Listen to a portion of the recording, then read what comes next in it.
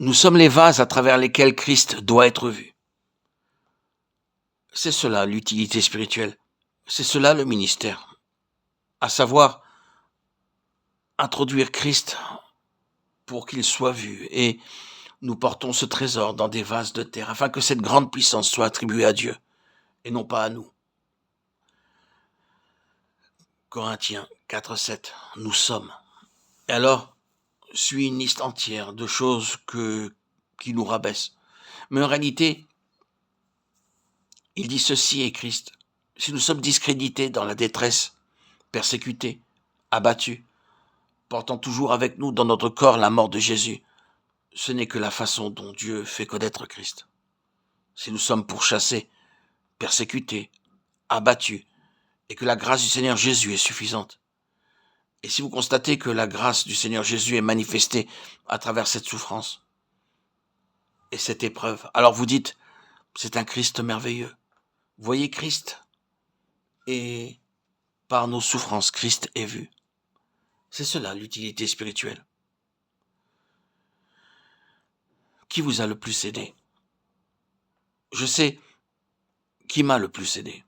Ce ne fut pas quelqu'un du haut d'une chair, mais quelqu'un qui traversa une souffrance terrible et intense, durant plusieurs années, et en qui la grâce de Dieu fut suffisante. J'ai pu dire, si je traverse la souffrance de cette façon, alors le christianisme que je vis vaut la peine. Mon Christ vaut la peine. C'est ce qui m'a le plus aidé. C'est ce que je veux voir.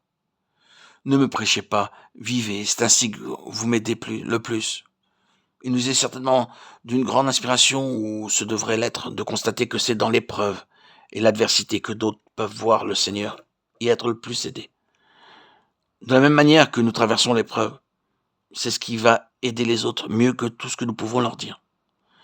Que le Seigneur nous couvre lorsque nous disons quelque chose comme celle-ci, car nous connaissons notre faiblesse. Combien nous lui faisons défaut lorsque nous sommes dans l'épreuve.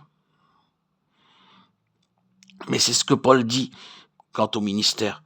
Nous portons ce trésor dans des vases de terre. Nous sommes pressés de toute manière, mais non réduits à l'extrémité. Dans la détresse, mais non dans le désespoir. Persécutés, mais non abandonnés. Abattus, mais non perdus. Portant toujours avec nous, dans notre corps, la mort de Jésus, afin que la vie de Jésus soit aussi manifestée dans notre corps. 2 Corinthiens 4, 7, 10.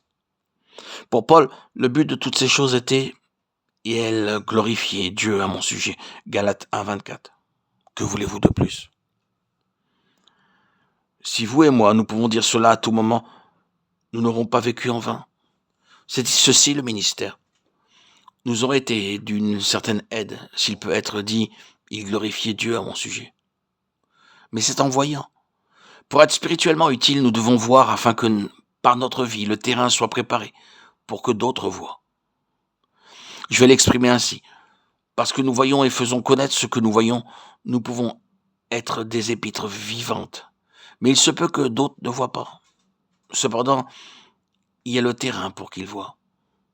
Si leur cœur est honnête et sans préjugés, vraiment ouvert au Seigneur, il leur accordera de voir ce qu'il nous a révélé à nous et en nous, et qu'il cherche à révéler de lui-même à travers nous.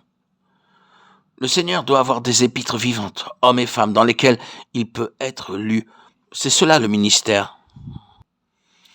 Qu'il s'agisse du ministère qui doit être donné ou reçu, tout est une affaire du travail divin, de grâce, par lequel les yeux sont ouverts. Tout cela constitue un grand appel pour que nous cherchions le Seigneur de tout notre cœur, afin qu'il nous ouvre les yeux. Si aveugles que nous ayons pu être, et quel que soit le temps passé dans cette condition, il n'est jamais trop tard pour recevoir la vue spirituelle, si vraiment nous parlons sérieusement avec Dieu. Mais n'oublions pas qu'il est question d'être honnête avec Dieu. Le Seigneur Jésus a dit une chose surprenante à Nathanaël. Celui-ci était en péril, proche de ce double aveuglement. Au moment où il s'est permis d'exprimer un préjugé populaire, il s'est trouvé très près de la zone de danger. Il dit, peut-il venir de Nazareth quelque chose de bon? Jean 1, 46. C'est un préjugé populaire. Un préjugé populaire a volé à bien des hommes et des femmes la possibilité de connaître plus pleinement les pensées de Dieu. Les préjugés peuvent prendre beaucoup de formes. Soyons prudents. Mais Nathanaël fut sauvé. Le Seigneur Jésus lui dit, en vérité, vous verrez désormais le ciel ouvert et les anges de Dieu monter et descendre au-dessus du Fils de l'homme. Jean 1, 51. Désormais, il voulait dire, bien sûr, au jour de l'Esprit. Nathanaël verrait par l'Esprit du Seigneur. Il a été en danger, mais il a échappé. Si vous êtes en danger par votre préjugé, méfiez-vous. Abandonnez votre préjugé, soyez sincère. Soyez un Israélite dans lequel il n'y a point de Jacob, point de fraude, avec un cœur ouvert au Seigneur. Et vous verrez.